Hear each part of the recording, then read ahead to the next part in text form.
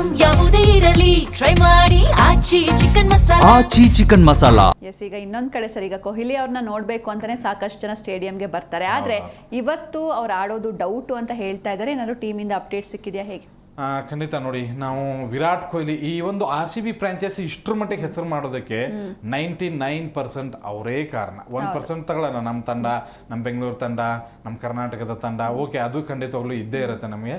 But Virat Kohli ಅಂತ ಆಟಗಾರ ಇದ್ದಾಗಲೇ ಈ ಒಂದು ಫ್ರಾಂಚೈಸಿ ಇಷ್ಟರ ಮಟ್ಟಿಗೆ ಈ ಲೆವೆಲ್ಗೆ ಬೆಳೆಯೋದಕ್ಕೆ ಸಾಧ್ಯ. ಇವತ್ತು ಆಡ್ತಾರಾ ಇಲ್ವಾ? ಯಾಕಂದ್ರೆ ಈ ಒಂದು ಡೌಟ್ ಯಾಕೆ ಬಂತು ಅಂದ್ರೆ, ಲಾಸ್ಟ್ ಟೈಮ್ ಕೆಲವೊಂದು ನೋಡಿ ಇಂಜುರಿ ಆದ್ರು ಅಂತ ಕೆಲವೊಬ್ರು ಹೇಳ್ತಾರೆ, ಜ್ವರ ಬಂದಿತ್ತು ಅಂತ ಹೇಳ್ತಾರೆ, ಮೊಣಕೈ ನೋವು ಅಂತ ಕೆಲವೊಬ್ರು ಹೇಳ್ತಾರೆ, ಅಥವಾ ಸಾಕ್ಬಿಡು ಹೆಂಗಿದ್ರು ಗೆಲ್ತಾ ಇದಾರೆ ರೆಸ್ಟ್ ತಗೊಳ್ಳೋಣ ಅಂತ ಕೆಲವೊಬ್ರು ಹೇಳ್ತಾರೆ. ಇಂಥದ್ದೆಲ್ಲೂ ಏನೂ ಇಲ್ಲ. But as a captain Rajat Patedare ಅವರು ಒಂದು ಮಾಹಿತಿಯನ್ನು ಕೊಟ್ಟಿದ್ದಾರೆ, ಇಲ್ಲ ವಿರಾಟ್ ಕೊಹ್ಲಿ ಫಿಟ್ ಇದ್ದಾರೆ, ಖಂಡಿತವಾಗ್ಲೂ ಅವರು ಆಡ್ತಾ ಇದ್ದಾರೆ ಅಂತ ಹೇಳಿ. ಇವತ್ತಿನ ಪಂದ್ಯಕ್ಕೆ ಮತ್ತೆ ಬೆಳಗಿನ ಪ್ರಾಕ್ಟೀಸ್ನಲ್ಲೂ ಕೂಡ ಕಾಣಿಸ್ಕೊಂಡಿರೋದ್ರಿಂದ ಇವತ್ತು 100% ವಿರಾಟ್ ಕೊಹ್ಲಿ ಓಪನರ್ ಆಗಿನೇ ಕಾಣಿಸ್ಕೊಳ್ತಾರೆ.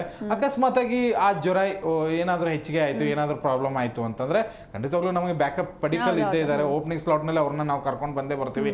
ಇಲ್ಲಪ್ಪ ಪಡಿಕಲ್ಲು ಬೇಕಾಗಿಲ್ಲ ಅಂತಂದ್ರೆ ಜಕೋಬ್ ಬೆತಲ್ನ ತಗೊಂಡು ಬೆತಲು ಮತ್ತೆ ಸಾಲ್ಟ್ ಓಪನ್ ಮಾಡಲಿ, ಆಮೇಲೆ ಬೇಕಾದ್ರೆ ನಮಗೆ ಶೆಫರ್ಡ್ನ ಕೂರ್ಸೋದಕ್ಕೆ ಬರುತ್ತೆ. ಈ ತರ ಒಂದು ಪ್ಲಾನ್ ಮಾಡ್ಕೊಂಡು ಹೋಗ್ಬೋದು. ಬಟ್ ಈಗಿನ ಮಾಹಿತಿ ನೀಡಿರೋ ಪ್ರಕಾರ ಅಂದ್ರೆ RCB ಫ್ರಾಂಚೈಸಿ ಆಗಿರ್ಬೋದು, ನಾಯಕನ ಖುದ್ದು ಮಾಹಿತಿ ನೀಡಿರೋ ಪ್ರಕಾರ Virat Kohli full fit and fine ಇದ್ದಾರೆ, ಅದೇ ಒಂದು ಜೋಶಲ್ಲಿ ಇದ್ದಾರೆ. ಮತ್ತೆ ಈ ಸರಿ ವಿರಾಟ್ ಕೊಹ್ಲಿ ಆಡ್ತಾ ಇರುವಂತ ರೀತಿ ನೋಡಿ ನೀವು, ಮೊದಲೆಲ್ಲ ಸ್ಟ್ರೈಕ್ ರೇಟ್ ಕಡಿಮೆ ಆಯ್ತು ಹಾಗೆ ಹೀಗೆ ಅಂತ ಹೇಳಿ ಇದನ್ನ ಮಾಡ್ತಾ ಇದ್ರು. ಬಟ್ ಈ ಸರಿ ಕೌಂಟರ್ ಅಟ್ಯಾಕ್ ಮಾಡ್ತಾ ಇದ್ದಾರೆ. ಮತ್ತೆ ಇನ್ನೊಂದು ಕಡೆ ಏನಾದರೂ ಫಿಲ್ ಸಾಲ್ಟ್ ನೋಡಿ, ಲಾಸ್ಟ್ ಮ್ಯಾಚಲ್ಲಿ ಫಿಲ್ ಸಾಲ್ಟ್ ತುಂಬಾ ಹೊಡಿಬಡಿ ಆಟ ಆಡುವಾಗ ಸ್ಟ್ರೈಕ್ ರೊಟೇಟ್ ಮಾಡೋದಕ್ಕೆ ಪ್ರಯತ್ನ ಪಟ್ಟರು. ಅಂದ್ರೆ ವಿರಾಟ್ ಕೊಹ್ಲಿ ಆ ತಂಡಕ್ಕೆ ಏನು ಕೊಡಬೇಕು, ಆ ತಂಡಕ್ಕೆ ನನ್ನ ಒಂದು ಕೊಡುಗೆ ಏನು ಆ ಮೂಮೆಂಟ್ಗೆ ಅನ್ನೋದನ್ನ ತುಂಬಾ ಚೆನ್ನಾಗಿ ಅರ್ಥಕೊಂಡಿದ್ದಾರೆ. ಇದನ್ನೇ ಲಾಸ್ಟ್ ಸೀಸನ್ ಮಾಡಿ ಗೆಲ್ಲಿಸ್ಕೊಂಡು ಬಂದಿದ್ರು.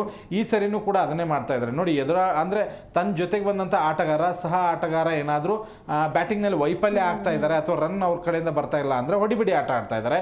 ಇಲ್ಲ ಅವ್ರು ತುಂಬಾ ಚೆನ್ನಾಗಿ ಹೊಡಿತಾ ಇದ್ದಾರೆ, ನನ್ನ ಕೆಲಸ ಏನು ಅಂತಂದ್ರೆ ಸ್ಟ್ರೈಕ್ ರೊಟೇಟ್ ಮಾಡೋದು, ಇದನ್ನ ಅವ್ರು ಮಾಡ್ಕೊಡ್ತಾ ಇದ್ದಾರೆ. ಇದೇ ಕಾರಣಕ್ಕಾಗಿ RCB ಈ ಒಂದು ಪೊಸಿಷನ್ ಅಲ್ಲಿ ಇದೆ ನೋಡಿ. RCBನ ಯಾಕೆ ಇಷ್ಟು ಬಲಾಢ್ಯ ನೋಡಿ, ಒಂದು 3-4 ವರ್ಷಗಳ ಹಿಂದೆ ಎಲ್ಲ ತಗೊಂಡ್ಬಿಟ್ರೆ RCB ಮೇಲೆ ಆಡೋದು ಅಂತಂದ್ರೆ ಫ್ರೀ 2 ಪಾಯಿಂಟ್ ಸಿಗೋದು ಅಂತ. ಫ್ರೀ ಈಗ ಹೆಂಗೆ KKR ಮೇಲೆ CSK ಮೇಲೆ ನಾವು ಹೆಂಗೆ ಫ್ರೀ 2 ಪಾಯಿಂಟ್ ಅಂತ ಹೇಳ್ತೀವೋ ಹಂಗೆ RCB ಮೇಲೆ ಅಂತ ಅನ್ಕೊಂಡಿದ್ರು.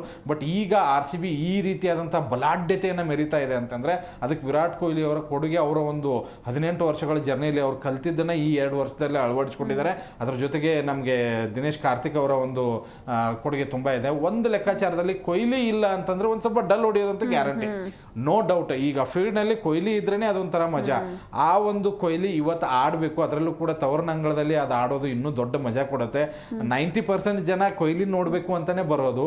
ಆ ಒಂದು ಆಟವನ್ನ ಅವರು ಪ್ರದರ್ಶನ ಮಾಡಿದ ಜೊತೆಗೆ ಫೀಲ್ಡಿಂಗ್ ನಲ್ಲಿ ಅವ್ರು ಇರ್ಲಿ, ಫಿಟ್ ಆಗಿರ್ಲಿ. ಅಕಸ್ಮಾತ್ ಆಗಿ ಫಿಟ್ ಇರ್ಲಿಲ್ಲ ಅಂದ್ರೆ ಬ್ಯಾಟಿಂಗ್ ನಲ್ಲಿ ಆಡಿ ಮೊನ್ನೆ ಹೆಂಗೆ ಕುತ್ಕೊಂಡಿದ್ರಲ್ಲ ಹಂಗೆ ಕುತ್ಕೊಳ್ಳಿ ಅಂತ ಬಯಸ್ಬೇಕಷ್ಟೇ.